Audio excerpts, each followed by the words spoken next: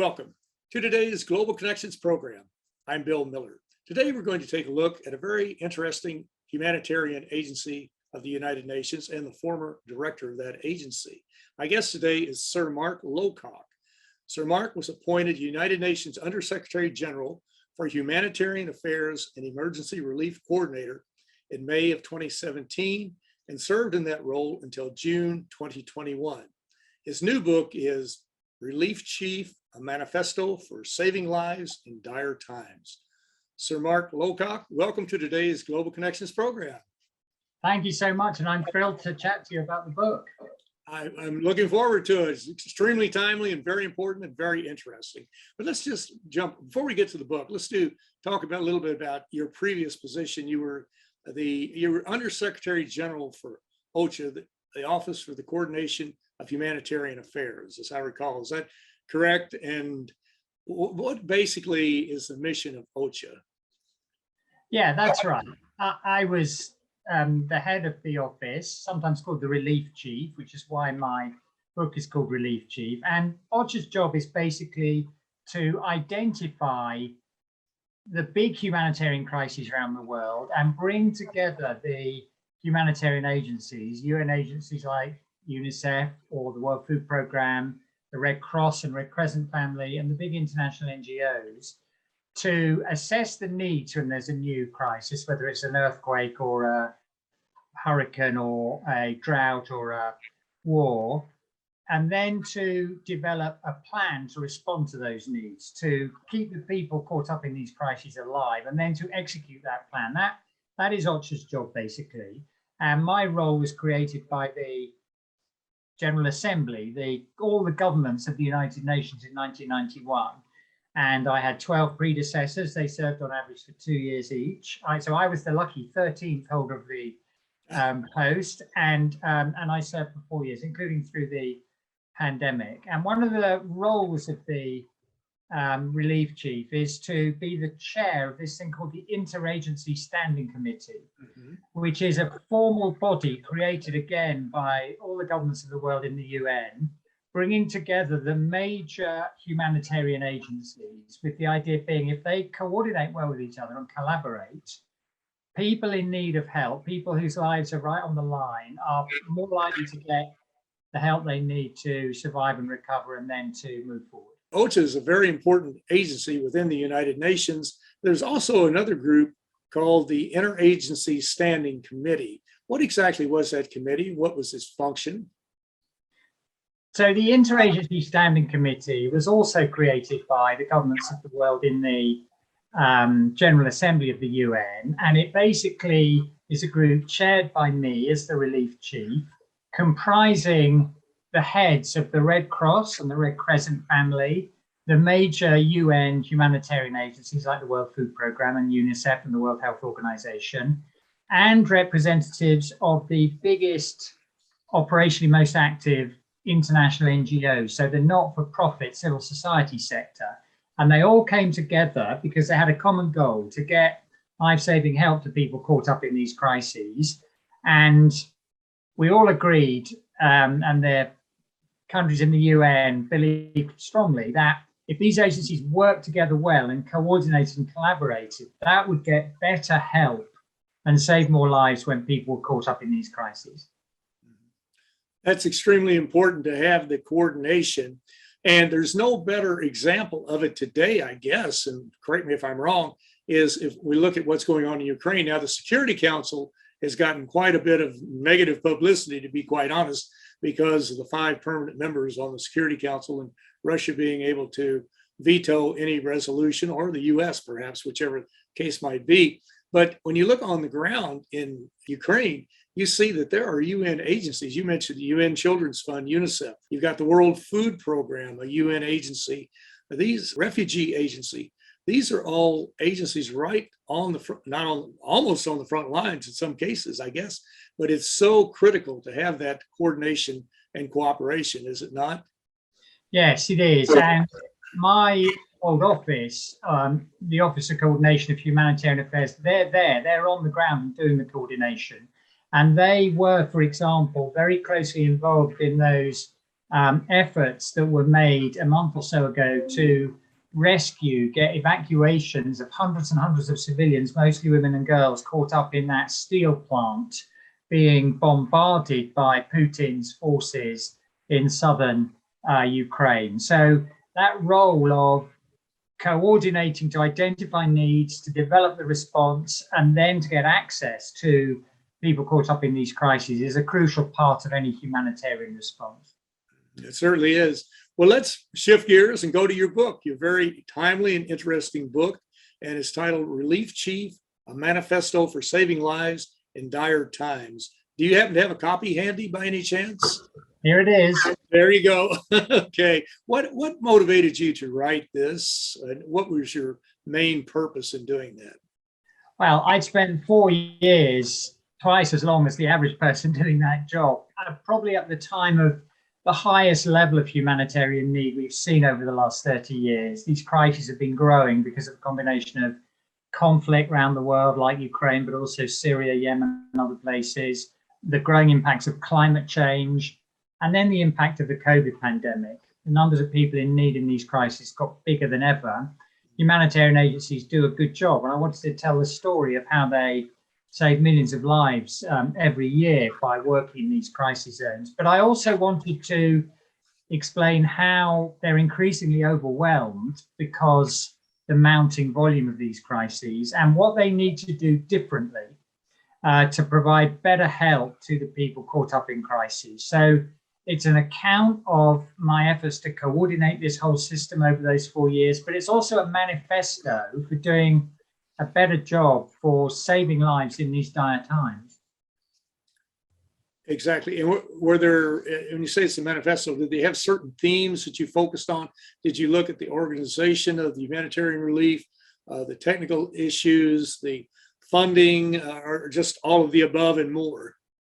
All of the above and more. And in my proposals for making this system work more effectively, I basically focused on 4 big areas. The first is, if you want to reduce the number of people whose lives are ruined by these crises, you have to address the causes, not just the symptoms.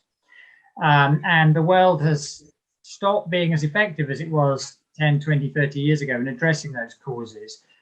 Ultimately, these crises happen in countries which are fundamentally extremely poor and haven't developed in the way most countries around the world have over the last 50 years. So you have to address that.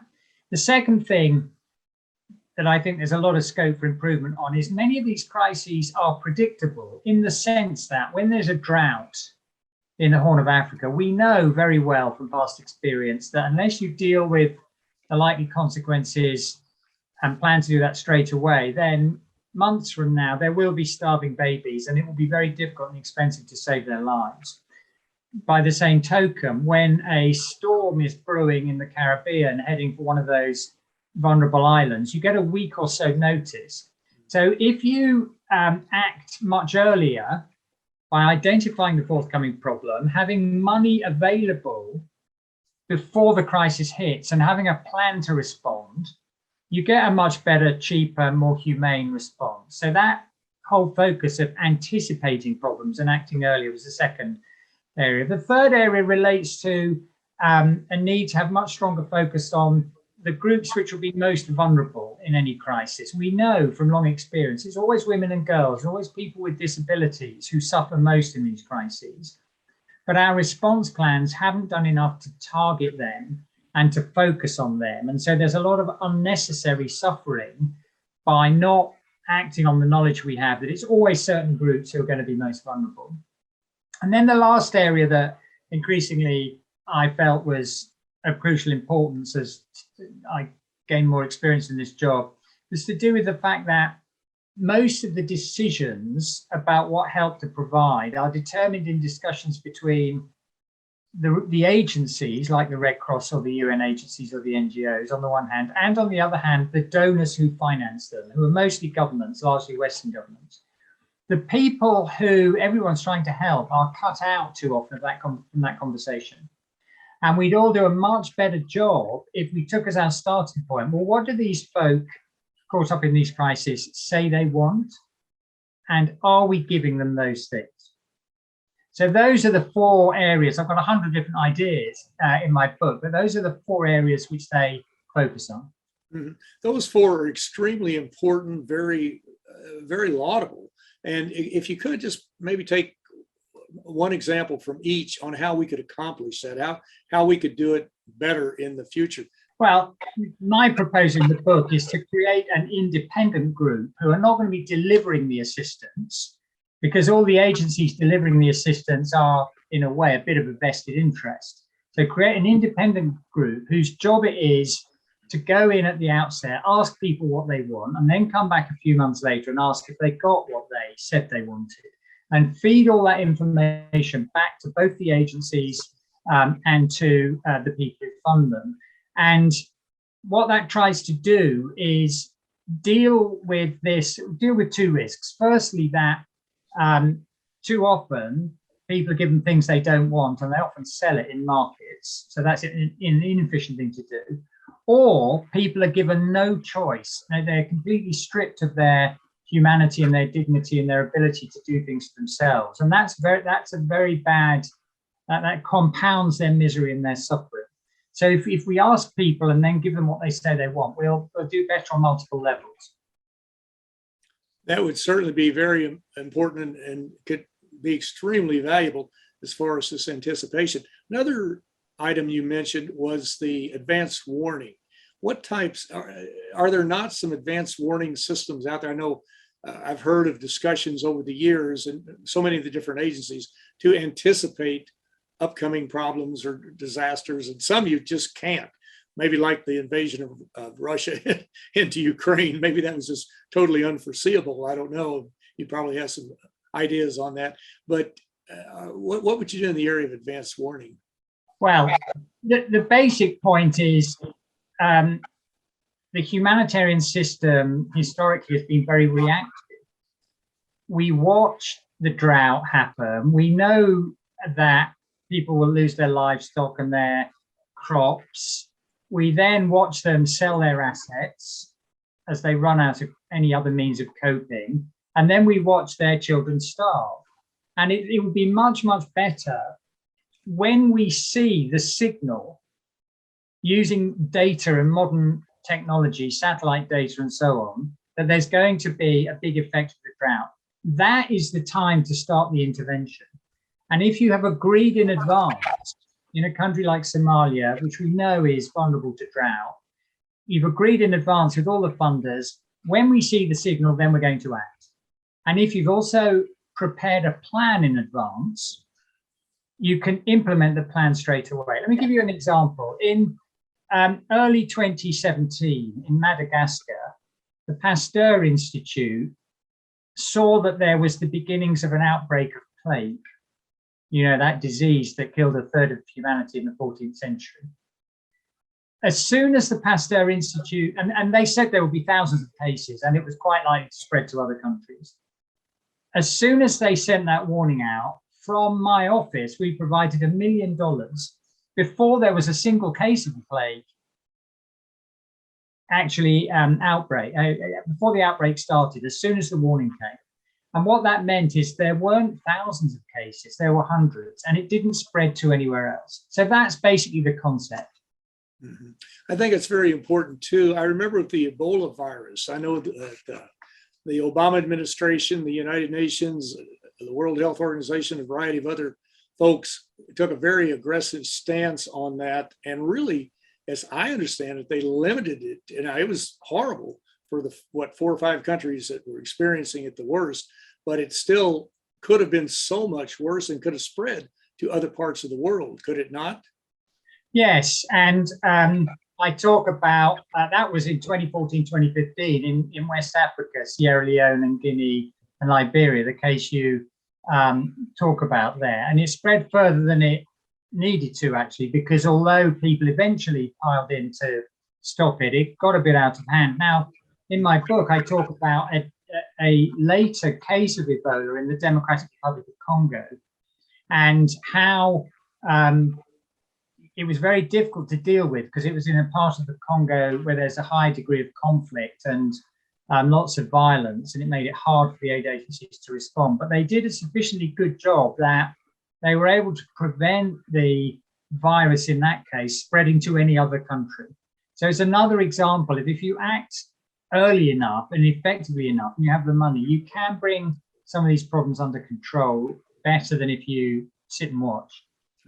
And it's even, as you mentioned, when you're in an area of conflict, it makes it even more problematic, as we've seen with polio, with the polio, a very effective Polio Plus program launched by Rotary International, the World Health Organization, UN Children's Fund, and the Centers for Disease Control, the Bill and Melinda Gates Foundation, and many other groups.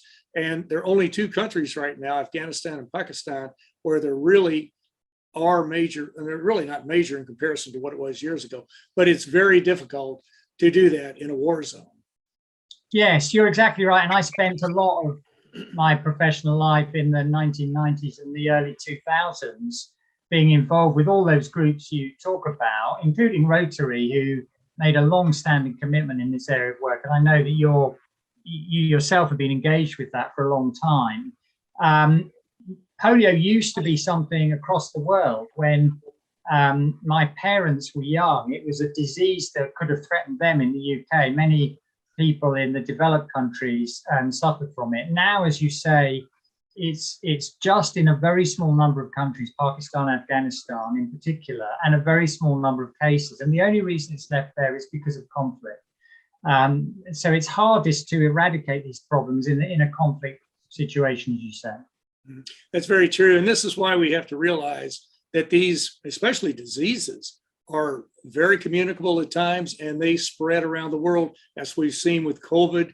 We're talking now about monkeypox and a variety of other diseases, or maybe another COVID wave. So we are in an interdependent world, and we have to really help people in other parts of the world to make sure that we all stay safe. It's not just in their best interest, ours is in everybody's best interest. Well, you're watching Global Connections Television, which is a privately funded, independently produced program. The opinions expressed on Global Connections are solely those of the moderator and his guest. We'd invite our viewers to go to our website at www.globalconnectionstelevision.com to view previous programs. Also, if you're involved with a PBS or community access television station, or perhaps an educational institution that has an intra-campus television hookup, or you have a podcast, or you just have a computer, you like our shows and you would like to share them, please feel free to do so. Global Connections Television is provided at no cost as a public service to help us better understand international issues and how they impact our lives. Today, we're taking a look at a very, very important topic of humanitarian assistance, and my guest is an expert in this area. Sir Mark Lowcock was appointed United Nations Undersecretary General for Humanitarian Affairs and Emergency Relief Coordination in May 2017, and he served in that role until June 2021. His new book is Relief Chief, a Manifesto for Saving Lives in Dire Times. Before I forget it, let me mention, if our viewers would like, they can go to www.unocha.org to get more information. But that sort of leads me into my first question after our break. The United Nations is still, even with all of its warts and imperfections, the epicenter of the world as far as bringing the countries of the world together. And you've got 193 members of the General Assembly, you have the 15 members of the Security Council, and you've got a panoply of agencies that are there to help people combat problems, if they're refugees or their health problems or whatever. But as you look at it, you've had really a keen insight. You look at OSHA and the UN system in general. Do you have any recommendations on how it can, I won't say reform itself, but make structural changes to become more efficient and to be more effective? Yes, and I talk about that quite a lot in the book. And the starting point we all need to recognize is that when the powerful countries after World War II created the United Nations, they deliberately each gave themselves a veto so that they knew that they would be able to stop anything they didn't like happening. And one of the consequences of that is there's a lot of the things people complain about in the UN are actually complaints about the behaviors of the powerful countries, whose interests may not always be served by a collective effort to tackle a problem. We see that now with the tensions between Russia and Western countries in the Security Council because of Putin's invasion of Ukraine. Equally, though, the United Nations is a big organization, big bureaucracy, and you need constantly with these huge organizations to be trying to get more effective and more efficient. And we did a number of things while I was there with Antonio Guterres. Firstly, we tried to decentralize decision-making to the countries where we were working rather than have too much concentrated in the New York headquarters. Secondly, we reformed the way we think about management systems for staff in the UN. In particular, we wanted to be more diverse. We wanted more women in senior positions. We got rid of a lot of bureaucratic processes. You know, I'll tell you, I'll sort of give you an example of that. When I first arrived and the staff of my office would give me talking points for the next foreign minister or the next dignitary I was going to see, there would be often a junior staff member who would write the first version of those talking points, and then they would pass through the hands of 10 other people in the office before they would get to me. And that was completely unnecessary and very demoralizing for the first person who started the work, because often they saw their words getting made worse as it passed from one hand to the other hand. So that's just one example of lots of the things we did to try to make the processes more efficient and more effective. And you have to do that all the time in any organization, whether it's private sector or public sector. You get new opportunities through technology, information technology in particular, but you also bump into new problems, and you have to continually adapt and improve and have that mindset of never being satisfied with whether you're doing a good enough job or not, but always try to improve. Exactly. You have to reinvent yourself, no matter the organization. Of course, the UN is so different. There is no other organization like it in the world that brings all of the governments, really, not all, but almost all the governments of the world together under one roof. And it can be very amicable at times. It can be very diplomatic, and it can be contentious, but it's still, you have to deal with those 193 governments, and they all have agendas. But I'm amazed. I've covered the UN for 40 plus years, and I'm amazed at how it has improved. It's still not perfect, far from it, but it has improved, because 40 years ago, you didn't put the word efficient and United Nations in the same sentence. That just didn't fit. As you probably ran into that yourself, I would imagine. But it has improved so much, and it is so critical. It's absolutely essential to have the United Nations. There's no way this high-tech world could get by without it. We won't go into all that today, but anyway, that's just my own personal opinion, just opinionating on this. But let me ask you, Sir Mark, in the last minute or so we have, as you look at this whole humanitarian situation, we see the need has risen quite dramatically. It probably will rise even more, given some of the political dislocation and potential conflicts around the world. What 2 or 3 suggestions would you make? I know some of them are in your book, but you would encourage people to think about, so that we could be more transparent, but also more effective in reaching out to help people who are in dire circumstances. So the first thing is, we really have to address the causes of these problems if we don't want to watch them getting worse and worse and worse. And, you know, for much of the last 50 years, life for people in most countries around the world has been improving. But that improvement has tailed off over the last 5 to 10 years, especially in the most vulnerable countries, most prone to these big humanitarian disasters. So the first thing to do is to help those very fragile, vulnerable countries develop faster, to make their populations more self-sufficient and less kind of vulnerable to the next crisis that comes along. The second thing to do, I think, is to recognize that when there is a new crisis, whether it's a big drought, or whether it's a massive flood event or volcano, or whether it's some kind of conflict, unless you deal with the crisis where it starts, you shouldn't be surprised if it spreads. Millions of Ukrainians have had to flee. In the civil war in Syria, 6.5 million people left and became refugees in neighboring countries. It's always best to look after people as close as possible to where they start. And that does mean that at the beginning of these crises, the best strategy is always to be generous and provide financing so that people can be looked after when they start. And then the third thing I would say, because this is something I'm very passionate about, and I came to believe, largely because of all the people I met in my job around the world whose lives have been ruined by these crises, you have to take as a starting point, what do the people caught up in these problems say they want? And provide the things they say they want. That's how you get the best response. Well, Sir Mark Lowcock, congratulations on your new book. It's very timely. It's very important. And I want to thank you so very much for a very interesting and a very informative program. Thank you. I'm Bill Miller. Thank you for joining us today on Global Connections Television.